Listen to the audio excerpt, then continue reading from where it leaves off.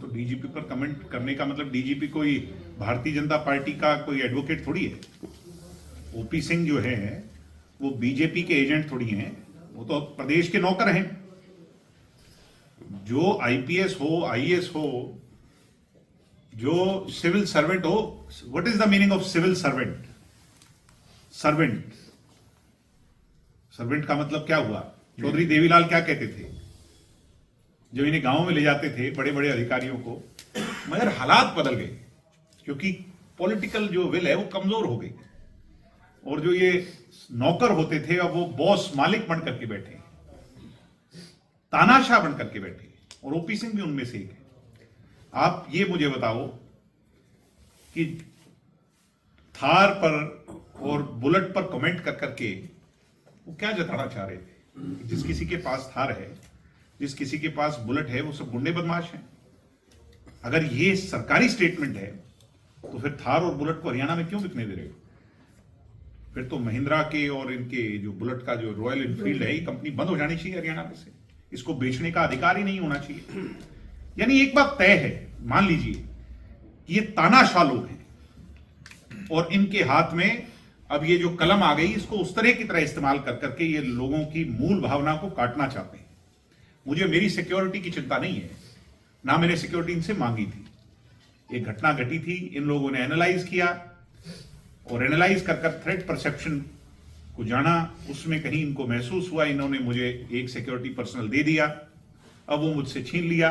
मैं हाथ जोड़ करके कहूंगा, मुझे सिक्योरिटी की जरूरत नहीं है। आम जनता, आम जो जनमानस हरियाणा प्रदेश का है, उसकी चिंता कीजिए। दिन दहाड़े नित नए सवेरे घरों में माएं जब अपने बच्चों को काम के लिए बाहर भेजती हैं, तो ओपी सिंह अपनी आंखें खोल करके देखो। पिछले दिनों उनकी चिंता कौन करेगा? आपको एक थ्रेट भी मिली थी।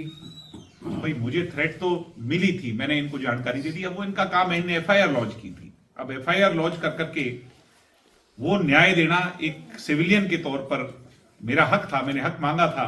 इन लोगों ने इन्हें जो लगा वो कर दिया, मगर उससे ये कतई नहीं कह सकते कि हरियाणा प्रदेश में बदमाशी, गुंडई, इनके हौसले टूट गए।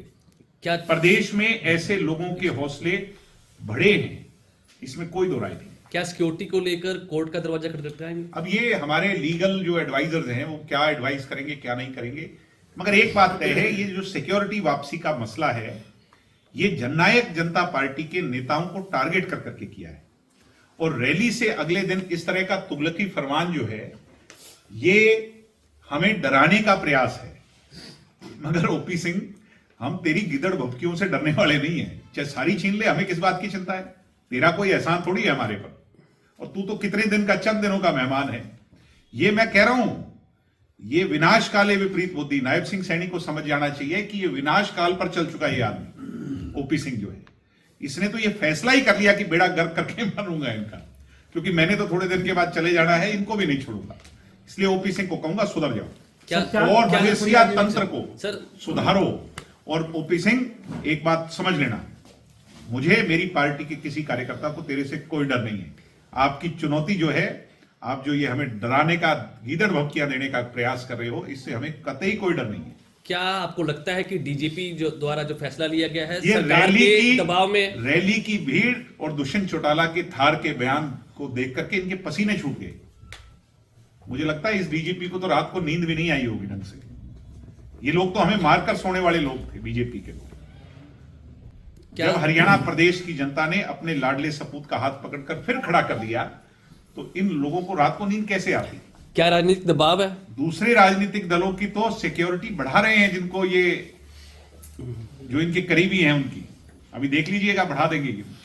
तो ये तय है कि जो इनकी गोदी में बैठेगा, जो इनके कहने पर चलेगा, जो इनसे डरेगा, ईडी और सीबीआई से डरेगा, अपने केसेस पर फैसले से डरेगा, वो इनके लिए अच्छी बुक्स में होगा। इशारा किधर है वो आप जानते हो।